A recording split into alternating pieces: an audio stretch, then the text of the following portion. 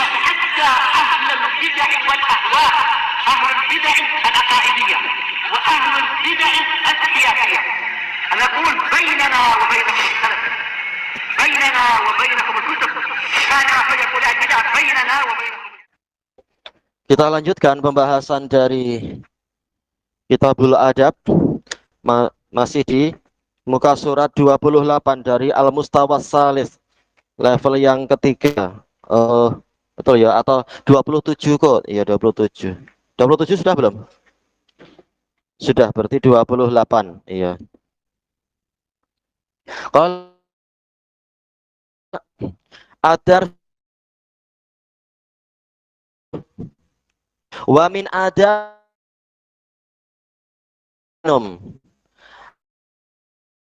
Al-Khudri radhiyallahu an Nabiya sallallahu alaihi wasallam zajur bi qa'ima. Rasanya Nabi sallallahu alaihi dari saja itu menghardik, tapi maksudnya ya melarang. Tayyib. Telah disebutkan oleh Al-Imam Asy-Syaukani rahimahullah di dalam Nailul Autar bahwasanya dalil-dalil tentang larangan minum sambil berdiri ini banyak. Tayyib. Bahkan sebagian dalil itu menunjukkan larangannya itu keras. Hadisnya sahih. Tatkala Nabi sahih atau hasan, Nabi menanyakan, apakah engkau rela untuk minum dengan kucing? Maka sahabat mengatakan, tentu tidak wahai Rasulullah. Maka Rasulullah mengatakan, sesungguhnya ada yang lebih buruk yang minum bersamamu. Baik. Demikian pula dalam hadis yang lain, man syariba qa'iman falyaqihu, barang siapa minum sambil berdiri hendaknya dia memuntahkannya. Tetapi telah sahih dari Ali bin Abi Thalib dan beberapa sahabat yang lain, ra'aitun Nabi sallallahu alaihi wasallam syariba qa'ima, saya melihat Nabi sallallahu alaihi wasallam minum sambil berdiri. Menunjukkan bahwasanya pelarangannya itu tidak sampai haram. Karena Nabi tidak mungkin melakukan sesuatu yang haram-haram. Tetapi ini menunjukkan bahwasanya pelarangannya itu adalah litanzih, makruh tanzih. Makruh untuk membersihkan diri dari perkara-perkara yang buruk. Bawa tisu kah tidak? Tayyib. Kesimpulannya adalah mungkin kita perlu minum dengan cepat karena sibuk atau tempatnya berdesak-desakan. Nah, kita tidak mengapa minum sambil berdiri. Kalau ada tempat duduk itu lebih baik tentunya, karena pelarangan itu banyak sekali dalil tentang itu. Tayyib. Nastafidu minal hadis, faedah yang kita ambil dari hadis ini, anna minal adab, termasuk dari adab, antasroba wa anta jalis, Anda minum dalam keadaan duduk, mencari tempat duduk atau mungkin berjongkok atau yang semacam itu, kemudian minum. Tayyib. Adapun kalau sambil berdiri, maka ini termasuk kekurangan adab. Adab yang kurang, tetapi tidak sampai haram, karena Nabi pernah mencontohkan itu.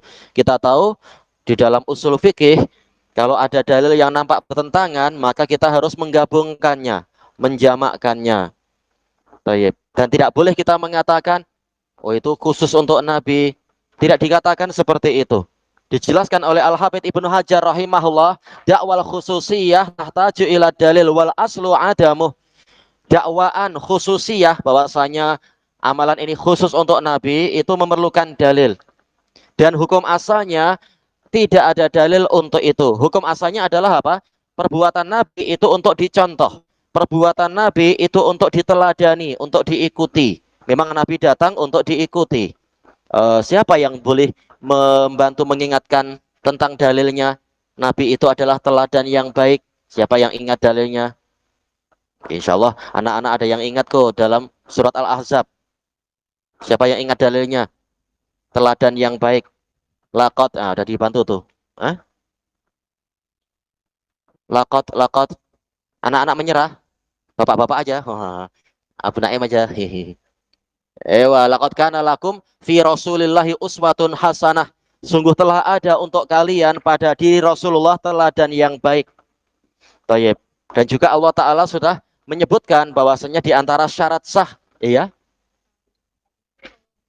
Itulah masalah ya. Nggak ditulis di situ. Kita jadi lupa-lupa juga. Sayang, apa susahnya ya nulis di sini di bukunya ya. Akhrajahu siapa biar lebih lengkap. Mungkin lah kalau ceramah kan cepat-cepat ya. Hadis hadis Anas, rawahu siapa, mungkin khotib lupa atau apa. Tapi ini ditulis pelan-pelan, mestinya ditulis. Tayyib. Sebagai tambahan faidah, kelengkapan faidah, iya harusnya ya. Dalil yang lain yang menunjukkan bahwasanya di antara syarat sah kecintaan kita kepada Allah adalah mengikuti Nabi. Siapa yang ingat ayatnya ya? Siapa yang ingat ayatnya? Ya, kul ing, kul ing, ya. Ayo betul. Kul in kuntum tuhibbunallaha fattabi'uni yuhibbukumullah. Katakan wahai Rasulullah kepada mereka, udah dikasih tisu, pakailah tisu. Baik. Apabila kalian itu cinta kepada Allah, maka ikutilah aku. Niscaya Allah mencintai kalian. Baik.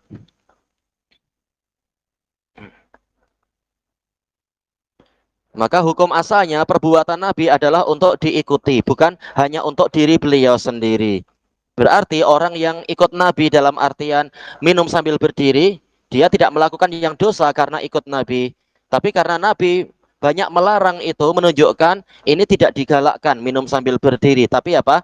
Mungkin rukhsah, keringanan karena perlu ini, perlu itu. Ya dia makruh. Sebagian ulama mengatakan khilaful aula, menyelisihi adab yang lebih utama. Kita baca takwimnya, penilaian. As-soalul awal, halil afdal antasroba wa anta jalis. Apakah yang lebih utama Anda minum dalam keadaan duduk ya?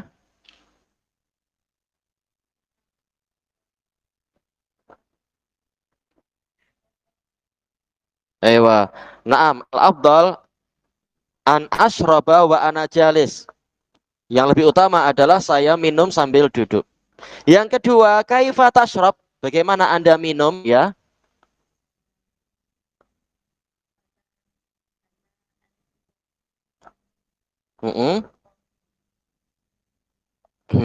Lebih suka berdiri. Oh, jalisan. Ayo, ana asrobu jalisan. Tayyib.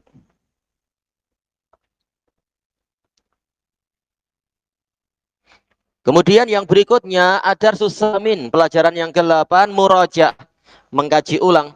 Akhadna fi adabil akli wasyurb. Kita telah mengambil di dalam adab-adab makan dan minum. Oh, ada berapa ini Masya Allah. Al-awwal annaka tusammillah qablal bad'. Anda menyebut nama Allah sebelum memulai. As-sani annaka ta'kulu biyaminik. Anda makan dengan tangan kananmu.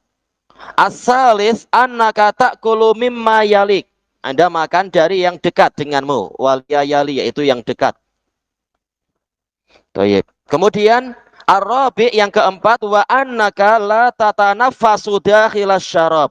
Anda tidak bernafas di dalam tempat minumnya itu. Wala tangfuhu fis syarab, dan tidak meniup ke dalam tempat minum. Tayyib. Ini juga telah kita lewati semua. Al-khamis, adab yang kelima, wa idza syaribta tashrabu bisalasati anfas. Jika Anda minum dengan 3 nafas. Berarti gimana 3 nafas? Nanti ada uap lah itu di dalam cawannya itu. Kalau dihembus-hembus. Iya, di luar cawan ketika bernafasnya itu. Tayyib. Setelah bernafas, baru minum lagi, kemudian bernafas lagi, selanjutnya minum lagi, sesuai keperluan. Kalau ingin minum banyak, kalau cuma sedikit, tidak harus dibuat sampai 3 kali nafas. Kemudian as-sadis yang keenam, wala tashrabu qa'iman, bal tashrabu wa anta jalis. Jangan Anda, yaitu Anda tidak minum sambil berdiri, namun Anda minum sambil duduk. Kemudian yang terakhir as-sabi, yang ketujuh, Wala tashrabu min fissiqa. Ini yang kita lewati di pertemuan yang lalu ya. Jangan minum dari mulut jak atau mulut teko, mulut ceret. Tapi apa? Bal tashrabu bil ka'as, namun minumlah dengan cawan. Kenapa tidak boleh minum langsung dengan jak, langsung apa itu? Adu mulut dengan jak. Kenapa? Iya, disebutkan di dalam Nailul Autor, sebagian riwayat macam itu. Sahabat mau minum langsung, tahu-tahu ada ular kecil keluar. Boleh jadi jatuh dari apa? Bumbung atau apa? Atau mungkin ya bukan ular tapi kayak yang ya seperti yang tadi pagi itu. Kita mau tengok dijak, tahu-tahu sudah ada apa? Sudah ada cicak. Oh, geli juga kalau masuk tenggorokan tuh cicaknya itu. Yang geli cicak kan kita kok yang geli ya. Toyib. Atau mungkin kotoran cicak lah atau yang lain. Toyib. Makanya di antara hikmahnya adalah kita tuang dulu ke dalam cawan sambil lihat mungkin ada apa atau mungkin ada semut yang perlu diselamatkan, kasihan. Insya Allah kebaikan ada pahalanya dan seterusnya. Toyib. Kecuali apa yang telah disebutkan oleh Syekh Ibnu Utsaimin semalam. Si beliau nyebutkan bukan tadi malam ya, sudah lama. Tapi yang semalam disebut. Kecuali kalau apa? Kalau iya, kalau jaknya transparan. Seperti kata beliau apa? Kalau yang dijual di kedai-kedai itu aqua tembus pandang kita tengok insya Allah tak ada apa-apa. Kata beliau boleh, tidak mengapa. Kalau segelnya silnya itu belum rusak. Kalau sudah rusak ya khawatir juga kita. Toyib, kita sedikit-sedikit aja ya. Tadi sudah ujian sampai peluh-peluh kan? Ada yang tak peluh? Semuanya peluh kok, kecuali gurunya. Gurunya tak ikut ujian. Toyib, ilahuna wallahu a'lam.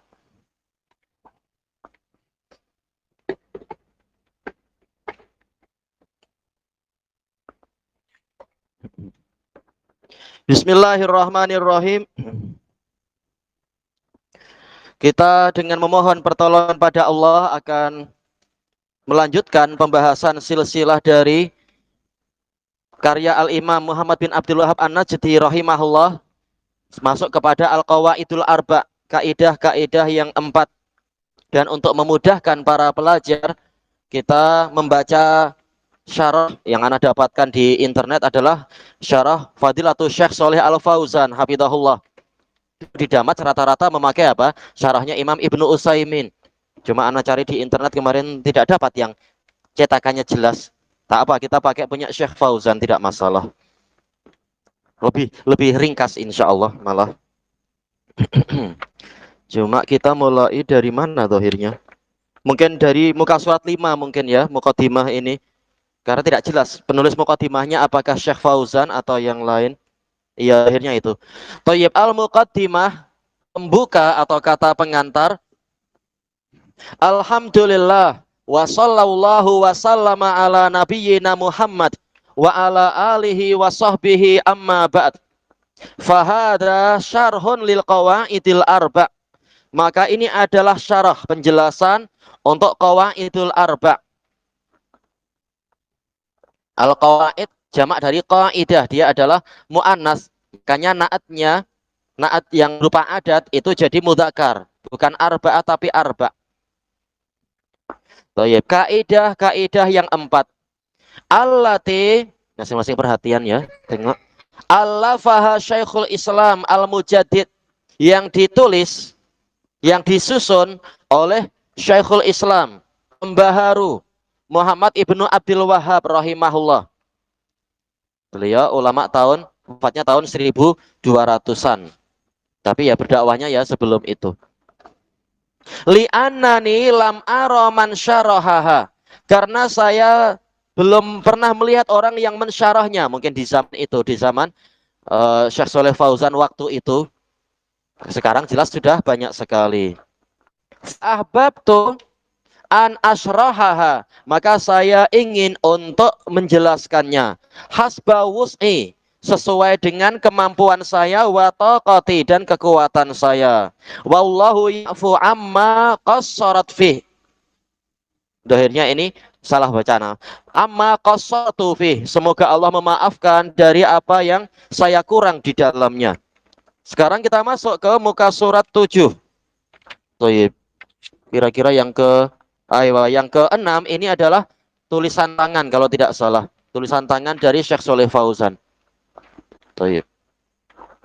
Kemudian yang ketujuh, buka surat ketujuh. Qala al-muallifu rahimahullahu taala. Bismillahirrahmanirrahim. Kalau Imam Ibnu Utsaimin mensyarah bismillahnya ya. Tapi mungkin ini sudah mencukupkan dengan yang di dalam syarah usulus salasah sehingga beliau tidak lagi menyebutkan di sini. Tapi paling tidak kita mimbabil murajaah. Tayyib. Bismillahirrahmanirrahim. Ini jar majrur bagi yang sudah belajar nahwu. Terkait dengan apa ini? Terkait dengan suatu fi'il. Dengan nama Allah apa? Dengan nama Allah yang Maha Pengasih lagi Maha Penyayang, saya apa? Siapa yang membantu dari anak-anak ya? Boleh juga. Cuma itu nanti baknya bak isti'anah, minta pertolongan. Tetapi saya menyebut nama Allah untuk apa kali ini? Apa? Bersyukur. Bukan itu. Untuk apa? Memulakan tulisan. Ya. Berarti takdirnya apa? Bismillahirrahmanirrahim. Aktub dengan nama Allah yang Maha Pengasih dan Maha Penyayang. Saya menulis. Ini terjemahan secara mudahnya. Karena tidak mungkin jar majrur itu berdiri sendiri. Dia pasti tergantung kepada isim masdar atau apa fiilnya. Bismillah aktub. Kemudian nama isim sebagaimana yang disebutkan oleh Al-Mawardi rahimahullahu taala dalam Nukatul Uyun, yaitu ma yadullu alal musamma dalalata isyarah. Isim, nama adalah sesuatu yang menunjukkan kepada objek yang dinamai tadi dengan penunjukan isyarat. Hada Zaidun, hada Amrun, hadihi Fatimatu misalkan. Nah itu isim. Kemudian Allah, yaitu dari al-ilah, hamzahnya hilang. Untuk apa? Litakhfif, untuk meringankan. Semula al-ilah kemudian menjadi apa? Allah. Kemudian ditafkhim, dibaca tebal. Allah. Di dalam ilmu tajwid itu litakzim, sebagai bentuk pengagungan. Sebagaimana dijelaskan oleh Imam Ibnu Katsir di dalam tafsir beliau.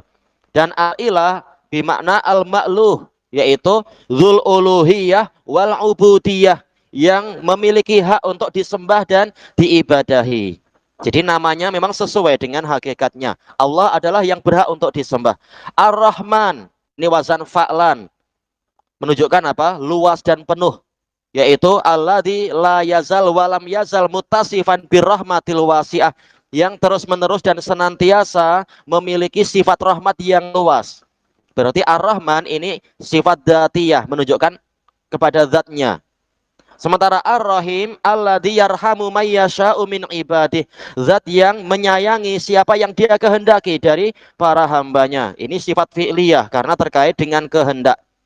Sebagaimana dijelaskan oleh Imam Ibnul Qayyim rahimahullah di dalam Bada'iul Fawaid dan Imam Asy-Syaukani di dalam Fathul Qadir. Dan bak di sini lilisti'anah, minta pertolongan. Dan didahulukannya lafdzul jalalah Allah sebelum kita berbuat ini dan itu, litabaruk wa tayammun, untuk mencari keberkahan dan mencari keberuntungan. Kita sebut nama Allah. Sebagaimana itu dijelaskan oleh Al-Ilqiyah Al-Hirasi Asy-Syafi'i di dalam kitab beliau Ahkamul Quran. Tayyib, ini adalah penjelasan secara ringkas tentang Bismillahirrahmanirrahim. Kemudian kata Imam An-Najdi rahimahullah, As'alullahal karim, saya mohon kepada Allah yang maha mulia. Apakah beliau langsung mensyarah atau membahas definisi qawaid ya? Si dohirnya catatan kakinya tidak diletakkan pada angka-angka tertentu ya. Ini terkait dengan angka yang mana, terkait dengan angka yang mana, tidak disebutkan. Berarti karena beliau belum lagi membahas masalah As'alullahal karim, beliau membahas qawaid. Kita baca kalam si pensyarahnya. Qala fadilatul Syekh Shalih Al Fauzan hafizahullah. Hadhihi al-qawaidul arba'. Ini adalah kaidah-kaidah yang 4 allati allafaha Syekhul Islam Muhammad ibnu Abdul Wahhab rahimahullah. Hiya risalatun mustaqillah. Dia adalah risalah yang berdiri sendiri. Kenapa beliau tegaskan seperti ini? Karena Memang agak mengherankan kalau kitab-kitab yang lain biasanya akan dimulai apa? Bismillahirrahmanirrahim, alhamdulillahirabbil alamin misalkan. Tetapi di sebagian naskah bahkan lafaz bismillah tidak ada, langsung as'alullahal karim dan seterusnya. Seakan-akan ini adalah penggalan surat beliau kepada seseorang. Buktinya apa? Ayyatawallaka. Sepertinya beliau memang mengajak bicara seseorang itu, menyurati. Jadi, apakah ini memang kitab yang berdiri sendiri ataukah ini sebenarnya adalah penggalan dari kitab yang lebih tebal? Tapi tidak masalah. Di sini yang dirajihkan oleh Syekh Al-Fauzan hafizahullah adalah ini risalah yang berdiri sendiri. Hatta walaupun ini penggalan dari suatu kitab, itu pun tidak masalah. Karena terkadang seseorang mensyarah penggalan kitab, bukan semua kitab. Dan itu biasa di berbagai kitab dan di berbagai amalan para ulama. Tidak mensyarah semua kitab, tapi hanya mensyarah lafaz tertentu, menjadi satu kitab tertentu. Itu tidak masalah. Walakinnaha tutba'u ma'a salasatil usul. Tetapi Qawaidul Arba ini dicetak bersama Usulus Salasah. Min ajlil hajati ilaiha, karena diperlukan, dan itu sering. Terutama apa di pondok-pondok yang agak tua. Kita dapati di perpustakaannya itu Usulus Salasah langsung bergabung dengan Qawaidul Arba. Sehingga kalau murid membeli di kedai-kedai kitab itu langsung beli dua. Terkadang bahkan apa beli berbagai tajuk ya, jadi satu itu kumpulan akidah misalkan, akidah dan tauhid. Litakuna fi munawalati aidi talabatil ilm, agar tergapai oleh tangan-tangan para pelajar. Karena memang kitab ini sangat nipis, boleh jadi cepat hilang atau tidak nampak ketika ditengok-tengok di kedai, saking nipisnya tertutup oleh kitab-kitab yang lain. Tapi kalau disatukan, maka orang beli yang pertama sekaligus apa mendapatkan yang kedua. Wal qawaid jam'u qaidah. Qawaid jamak dari qaidah. Wal qaidah hiya al aslul ladzi yatafarra'u anhu masailu katsirah. Qaidah adalah suatu dasar yang tercabangkan darinya masalah-masalah yang banyak. Kalau dalam bahasa kita apa? Kaidah itu ketentuan mungkin ya, tentuan. Nah, di dalam ketentuan ada banyak permasalahan. Au furu'un katsirah, atau cabang-cabang yang banyak. Kemudian wa matmunu hadhil qawaidil arba, kandungan dari kaidah yang empat ini allati dzakaraha asy-syaikhu rahimahullah, yang disebutkan oleh Syekh rahimahullah, ma'rifatu tauhid, mengenali tauhid, wa ma'rifatu syirik, mengenal kesyirikan, mengetahui inti tauhid dan kesyirikan yang dengan sebab itu para nabi bermusuhan dengan umatnya itu apa, dan mengetahui nanti di akhir-akhirnya pembahasan bahwasanya kesyirikan orang-orang sekarang itu lebih parah daripada kesyirikan orang-orang jahiliyah. Dan juga menjelaskan apa inti kesyirikan dari orang-orang terdahulu yang diperangi oleh Nabi, yang ditiru oleh orang sekarang. Kembalinya kepada masalah apa? At-tabarruk wa tasyaffu'. Yaitu apa? At-tasyaffu' wa at-taqarrub, mencari syafaat dan mencari kedekatan. Iya, kuncinya ke situ. Rata-rata masalah itu ingin mendekat kepada Allah tapi melalui perantara-perantara, atau menyembah sesuatu karena ingin mendapatkan syafaatnya.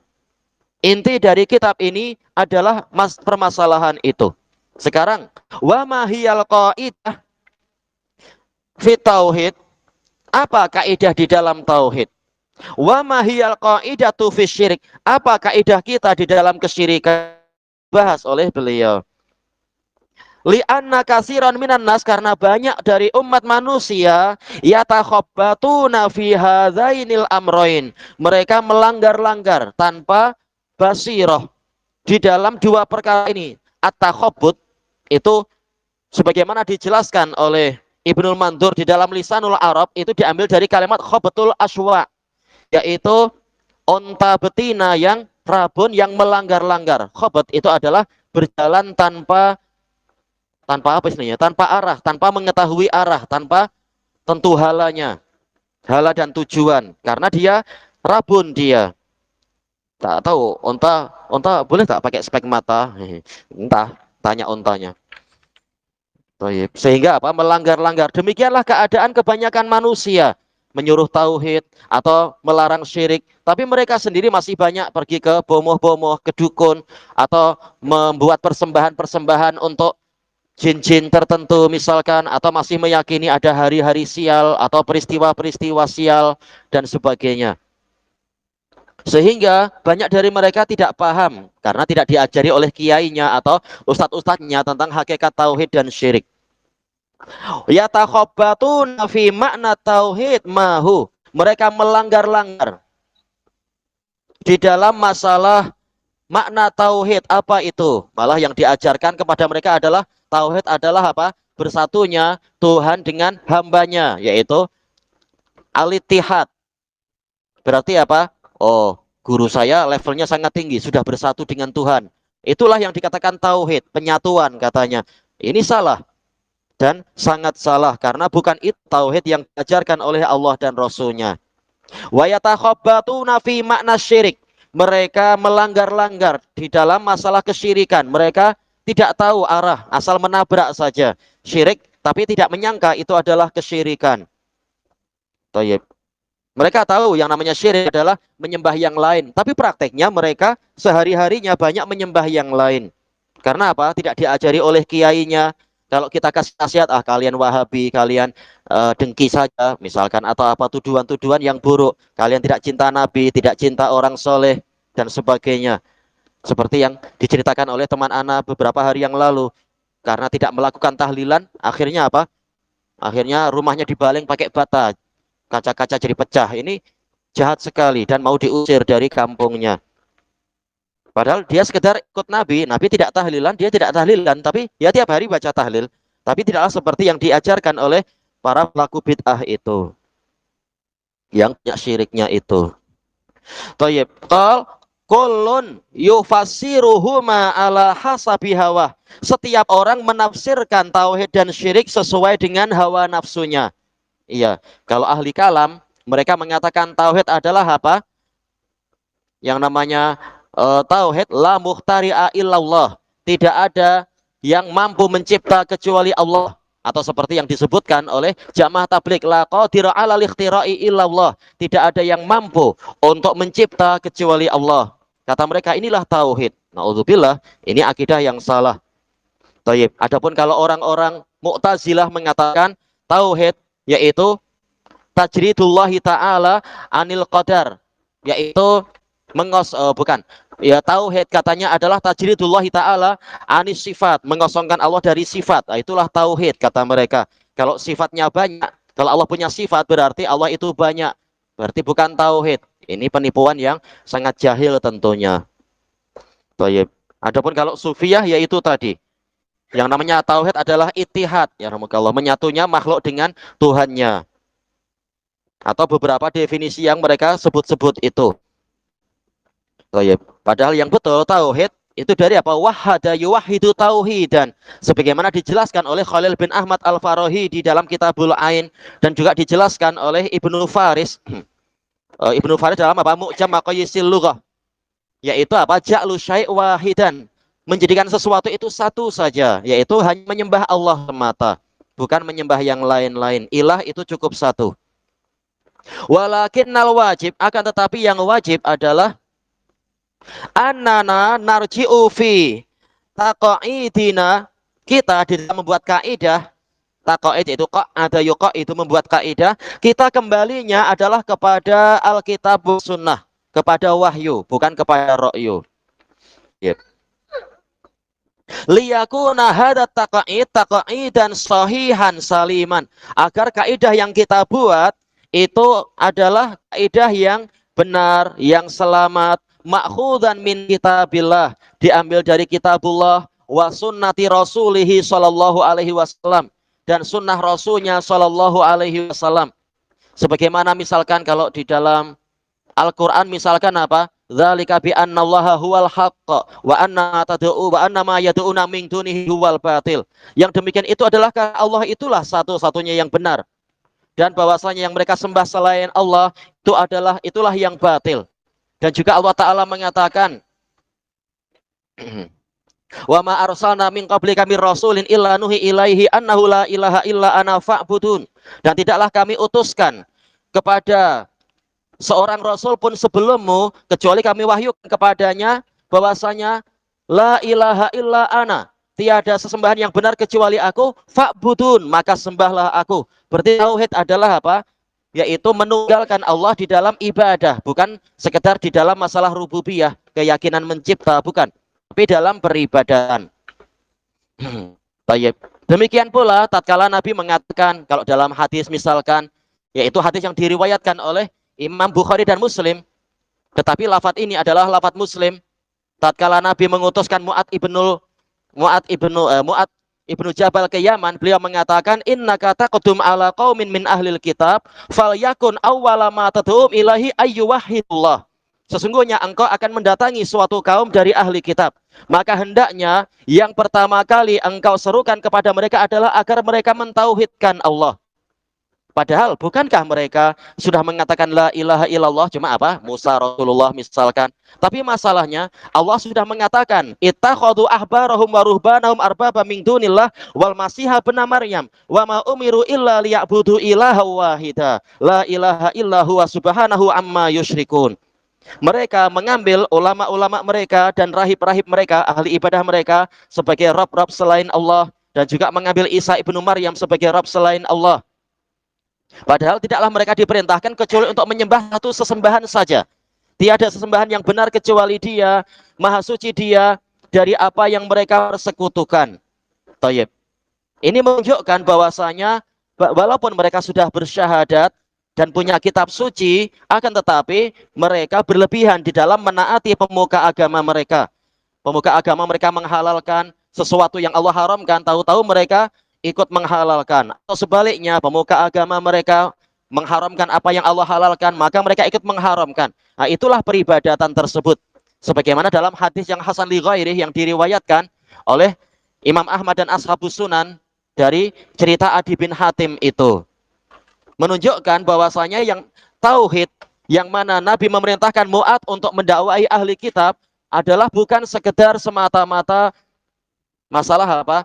Ketuhanan, tapi masalah mentauhidkan Allah di dalam peribadatan dan juga di dalam ketaatan. Ketaatan ini bagian dari ibadah. Thayyib.